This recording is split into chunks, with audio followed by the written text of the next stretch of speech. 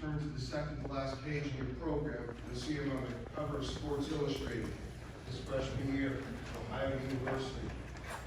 He was a first-team high school All-American from Colby Cathedral High School here in Bridgeport. He was named High School Player of the Year in 1972. And his uniform is enshrined in the Naismith Basketball Hall of Fame in Springfield. He's recognized as a top New England scorer with 2,691 career points. More important than his athletic accomplishments, however, is his community service and giving back to the community. Walter has dedicated himself and his family to giving back to the community, and it is truly an honor for me to introduce him to all of you. Walter Luckett. Well, I would like to jump over like a young guy. I'd like to just take this opportunity to thank the selection committee for inviting me here today. It's truly an honor.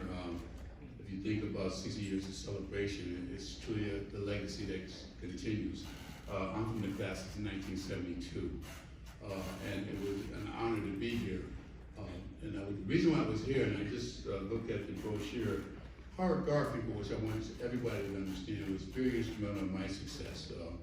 I started as a youngster in Bridgeport, and I went to Colby High School, and I also went to St. Augustine's. But as a youngster, like yourself, many of you are determined and looking for direction because it's so essential in a young person's life. I was very fortunate. I had strong family values, but also had the great city of Bridgeport to support me. Some of the people I see today were very supportive, and they gave me encouragement. And that's why I think I give back to the community, because I was instilled by a lot of folks. Bridgeport at the time had many youth organizations. I was blessed to be involved with the Garden Machine Center. It was my first time I was introduced to organized sports. Now, I have to admit, when I first started there, I was going there for a job in the beginning. And then I started playing basketball at the Garden Machine Center. And I did make the starting lineup, but I learned something. To be a teammate, you had to make sacrifices. At the time, I was the fourth option to get the ball and score. Now, I kind of took that as an insult, because they said, all we want you to do, Walter, is rebound. That's all we want you to do. We give it to those guys that can score. But I will say this, basketball players are made in the summer. That summer, when I was working at the camp, and I was responsible for working with the gym as well, I worked myself up to 1,000 shots a day before I went home. Fast forward to the following year, I was the MVP of the team. We won the state championship at the grammar school level. Was given a scholarship at the high school, at Colby High School, and the rest was history. But I'll say this, that when we started winning, I was introduced to a man that had a major impact in my life, and it was Howard Garfinkel. Many of you might remember Howard Garfinkel. He's in the brochure. He had a lot of confidence in me and invited me to a 5-star camp. Now, I don't know if many of you are aware of the 5-star camp. You are graded by your number of stars. And next to those stars, it talked about your strengths and your weaknesses. I was like a sponge. I wanted to know, what could I do to make myself a better player? And also, I was introduced to some of the greatest basketball minds in the world.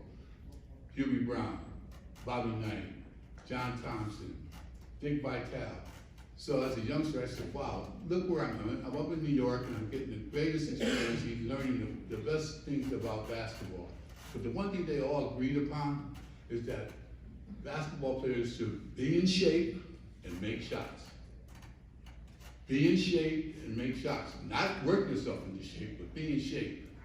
And also, they're saying that they're looking for what they call today ice players. Ice players are got people that play with intensity, they can concentrate, and they come with energy. So I recommend that that's what you should work on. Now, sometimes it's very difficult. And my philosophy has always been, don't work on the things that are easy. The things that are difficult, the harder you work at things that are difficult, the easier it gets. It's just like your homework or anything else. When you practice on something that's difficult, it becomes easy. Now, and most important today, and a lot of you are getting ready to go to college, your character matters. You have to bring your character. You want to be a good teammate, you want to be a good classmate, but you also want to be a good person in the community because it's a holistic approach to your development. And I recommend that because it's so important. And I'll give an example why. When I was being recruited by the National Basketball Association, prior to that I was drafted by the Memphis Tams and San Antonio Spurs. I decided to go back to school. And when my friends called me home and they were telling me, you got representatives from the NBA going around the neighborhood asking about what kind of person are you? Do you get along with your community? Are you raising a lot of saying? Are you a troublemaker? How are you in the classroom? They want to know about you because they're going to make a big investment in you. And I can't emphasize a lot because today it's so competitive. You got people come from Europe.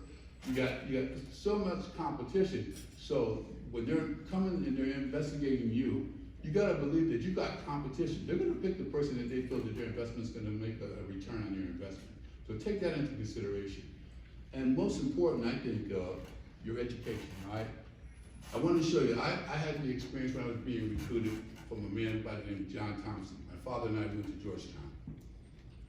And the first thing, when we went to his office, and many of you know John Thompson's a Hall of Fame coach from Georgetown. And the first thing we saw on his desk was a deflated basketball. It was deflated. And I was looking, I was like, what is that? And he told my father, yeah, Walter is a great basketball player, but when they let the air out of the basketball, what's going to happen? When you let the air out of the basketball, where's he going from there? And that stuck with me. And I think that's the reason why I went and got my undergraduate degree and graduate degree, because I realized, and I didn't realize it was going to happen in my life, because 7 games after my NBA, I had a degenerated knee, and my career was over. So the first thing I did was go back to school, right here in Bridgewater, which I love, got my undergraduate degree and got my graduate degree at the University of New Haven. And I say that to say this: education is paramount, whether you like it or not. It's paramount. And most important, I always say, while you are playing basketball, elevate yourself academically as well. Mirror each other, because when it comes time for you to be selected, you want to be on schedule, okay? And you know, most important, you have a brain, okay? It's a psycho muscle like everything else, okay? And what you need to do is, brain needs to be developed just like anything else. So the stronger you develop your brain, the better you make better decisions, okay? And I always feel that, you know, you put an hour into basketball, put a couple hours into your studies, just be twice the student that you already have, okay? And that's important. And in summary, I want to say that, you know, you can never fail if you never give up. A failure is just an unsuccessful try. Most people that are very successful, they failed once or twice in their life, but they never gave up. And I'm encouraging you. And sometimes too, always be prepared for an opportunity that may come, than be unprepared for an opportunity that does come. Some of you may not make the starting lineup, but when the coach calls on you, be ready, okay? And that's a commitment you should make to yourself. And I'd like to just say this, it's always an honor to be recognized and be remembered. But there's no substitute for hard work.